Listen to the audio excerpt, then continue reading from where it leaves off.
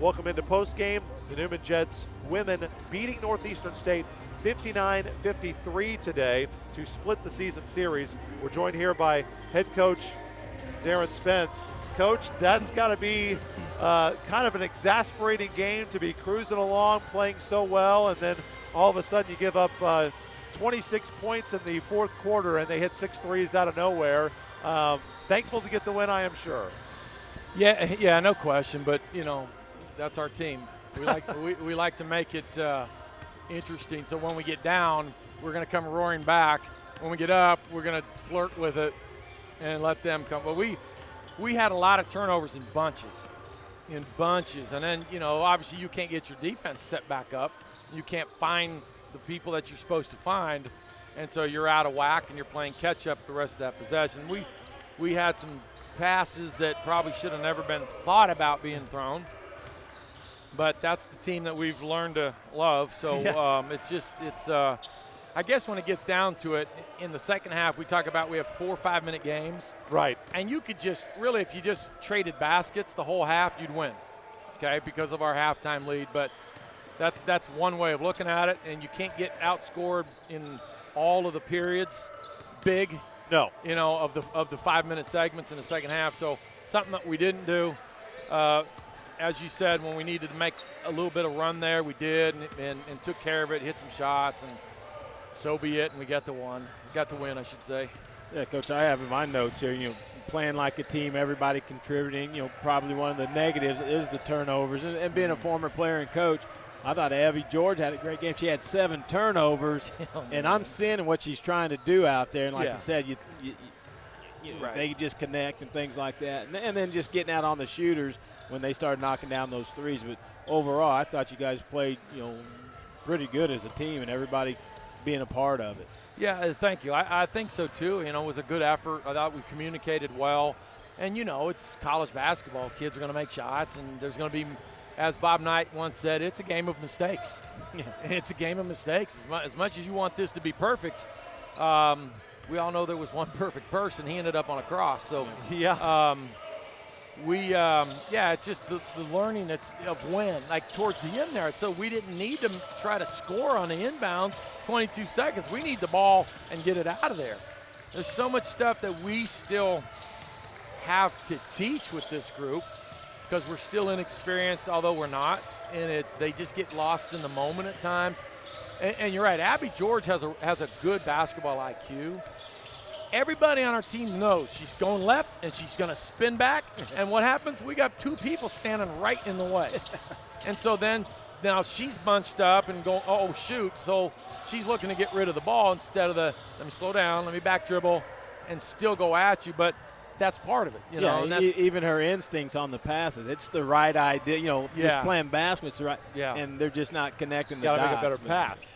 Exactly, and that's we're trying to let Caitlin just go tight and curl and get out, and then post and then go high-low on it, and maybe we need to work more on that in practice, carry it over but it was there. Abby was looking at the pass, just got to throw it a little sooner, a little higher. But it's good that she sees that. It's good that our team sees these things. It's great that we got the other conference win. Yeah. Get the split with these guys, and we just got to keep taking care of ourselves the rest of the way. Well, George, with back-to-back double-figure scoring games, and I know a player that you're glad to see have a good game. It's been a while since Bailey Hawkins had really played well. Came out today and 5 of 8 from the field, 12 points, 4 rebounds, 2 blocks. How much did it help her to see those 2 early shots from the elbow go in, not hitting the net, not hitting the rim, just perfect shots for her? Yeah, and no question, that was huge for her. We tell her all the time, you're not really this muscle up back to the basket, but what you can do is face and make shots and rip and drive. And so she gets going a little too fast at times, but today she just turned and shot the ball. Once she shot it in the defender's hand because she didn't reach, she was that close to her. The other time she got fouled. So Bailey has a lot of ability, and it's just a matter of getting her to realize that and embrace it. And as we know, there's always a wrestling and an embracing at the same time with what you're doing with kids. And but when we're good, because we have a lot of kids who can score, and we're clicking. We're actually pretty good. When Max starts driving, Yep. everybody in the world knows she's looking for that pass. So get open, be ready, get your hands in front to catch. So it's and I thought back to the defensive side, for the most part, I thought we were pretty good defensively in finding their shooters. Just you can't. It's hard to play off a turnover. So sure. But we won, and we're moving on. Amani White will be our guest at halftime of the men's game. She had your best plus minus, so you were your best when she was on the floor, plus 19 today when she was playing in her 27 minutes. 7 points, 2 rebounds, 3 assists, 2 turnovers, and 2 steals. Still trying to figure out some things offensively, but has a nice dribble drive game. And how important is she to your zone defense? And she's really important because she's so fast. When the light bulb really clicks on for her, she's going to be really good, because it's like in the first half she gets that steal right here and takes off, and I was like, oh, good luck trying to catch her. Yeah. She's so fast. She's quick, and when she just realizes, you know what, I'm pretty darn good, she'll be just that. Final question for you, Coach. A tough assignment coming up on Wednesday, the Lady Hornets of Emporia State. Not sure how they fared today, but they got absolutely crushed by Fort Hays State earlier this week.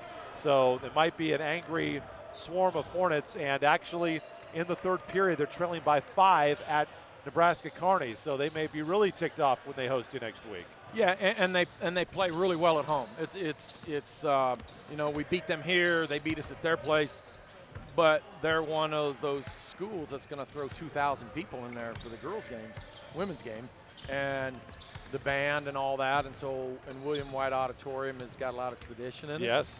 So how do we handle that? How do we embrace that environment, having been to Pitt, Missouri Southern, and dealing with some of those environments? So if we grow up, they play an extended zone, so it'll be 2 exact-looking teams.